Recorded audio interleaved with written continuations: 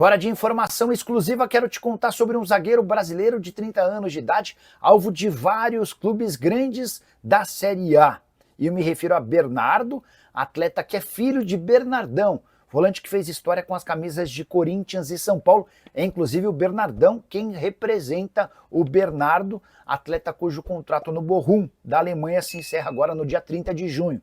Já está decidido que ele não continua no Bochum e a partir daí, livre no mercado, ele foi procurado por vários clubes grandes, entre eles todos os times de São Paulo. Pelo menos foi o que me garantiu o próprio pai do jogador, que é também seu representante. Separei a frase do Bernardão para explicar sobre o tema, abre aspas, entre os times grandes do Brasil, só Atlético Mineiro, Botafogo e Flamengo não me ligaram. Importante destacar que nessa lista estão Grêmio, Internacional, Fluminense, Vasco, além de São Paulo, Corinthians, Palmeiras e Santos.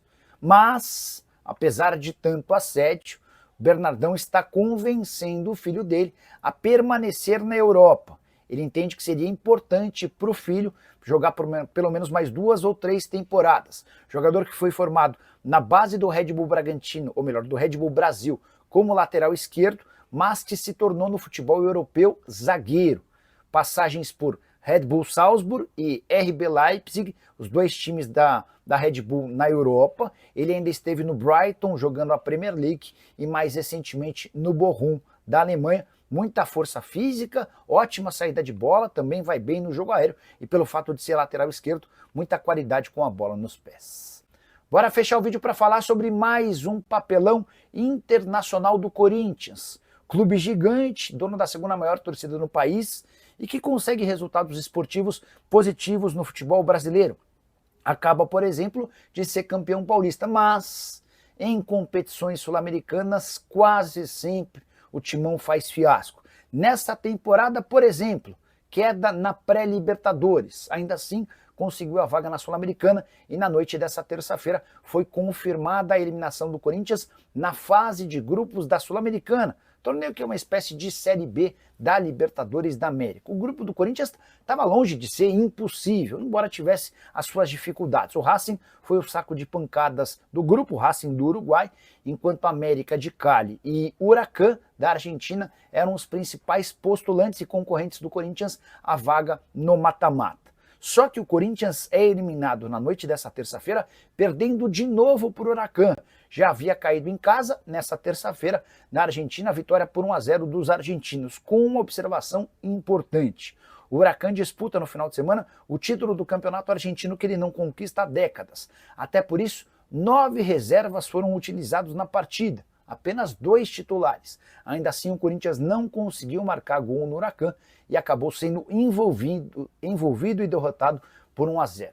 Com mais um detalhe agravante. O Timão estava se classificando mesmo com a derrota. Isso porque o América em casa perdia para o Racing, que ainda não havia pontuado. No finalzinho da partida, aos 50 minutos do segundo tempo, o América conseguiu o gol do empate, que permitiu a ele chegar à mesma pontuação do Corinthians e levar vantagem nos critérios de desempate. O Corinthians perde uma ótima chance de brigar por título.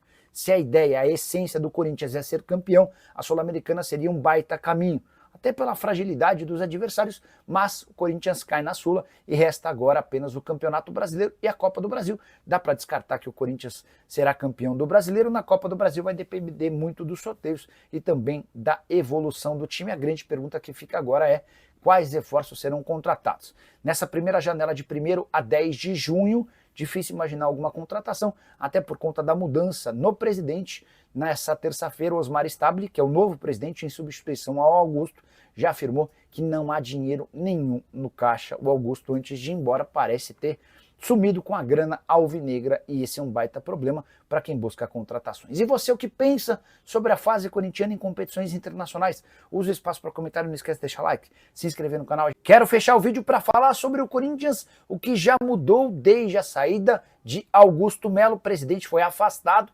após reunião do Conselho Deliberativo na noite dessa segunda-feira. Por ampla maioria, o Conselho Deliberativo decidiu afastar o presidente, que deve sofrer o impeachment assim que os sócios votarem sobre o tema. Pois bem, Ainda na noite dessa segunda-feira, Osmar Stabile, que era o primeiro vice-presidente, assumiu de forma interina a presidência do Corinthians. E a partir dessa terça-feira, é ele quem responde em relação a tudo no timão. E uma série de mudanças já começaram a acontecer. Todos os diretores estatutários foram demitidos. Também sobrou para alguns funcionários de confiança, como por exemplo o superintendente de comunicação Tiago Maranhão. Outros também estão sendo desligados ao longo do dia, os nomes devem ser revelados nas próximas horas. A ideia é acabar com quaisquer pessoas da confiança do Augusto Melo. A estimativa e expectativa é de que o Augusto nunca mais volte a dirigir ou ocupar cargo nenhum dentro do clube. Por conta disso, todas as pessoas próximas a ele devem ser desligadas. A questão é que o Augusto contratou mais de 100 pessoas para os mais diversos cargos desde que se tornou presidente em janeiro do ano passado. Até por isso esse processo de demissão em massa vai demorar mais alguns dias. O Osmar Stabile, novo presidente, convocou uma entrevista e demonstrou serenidade, admitindo enorme dificuldade financeira. Ele contou que não há dinheiro para absolutamente nada. Dá uma olhada nessa frase.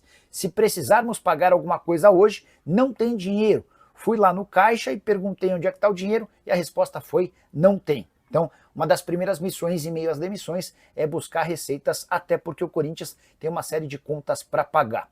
O Stabile ainda afirmou que cogita, estuda a volta de Vinícius Manfredi, que atuou como superintendente de marketing na temporada passada e fez bons serviços prestados, colocando mais de 220 milhões de reais no caixa do clube com o departamento de marketing. E você, que pensa sobre essas primeiras mexidas e mudanças no Corinthians pós Augusto Melo, já usa o espaço para comentar e para deixar sua opinião? Não esquece de deixar like, de se inscrever no canal.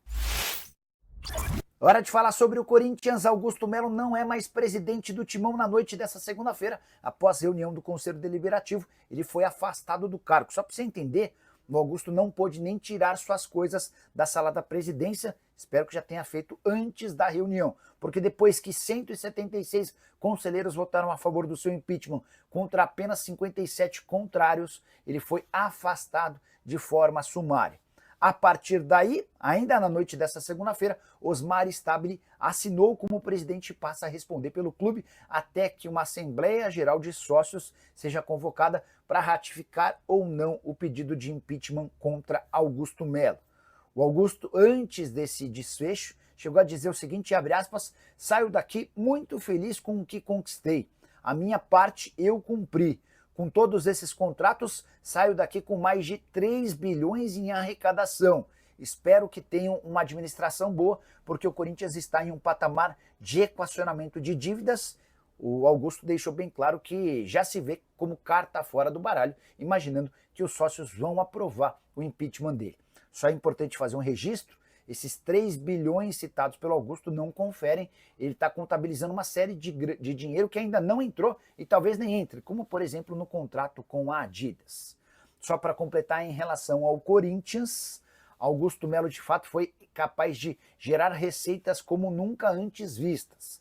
Capacidade de negociação dele nos contratos de TV com a Globo, de patrocínio master, foram bastante importantes. Mas a gestão dele vai ficar marcada pelo fato dele ser o segundo presidente da história do Corinthians a sofrer o impeachment, isso sem falar em prejuízos pesados, como no caso Matias Rojas, e uma série de escândalos, envolvendo venda de ingressos, escândalos na base, também o caso Vai de Bet e até permutas. De 0 a 10, que nota você dá para Augusto Melo como presidente alvinegro? Já usa o espaço para comentário e registra a sua opinião, beleza? Fala pessoal, estamos aí com atualizações importantes do Corinthians.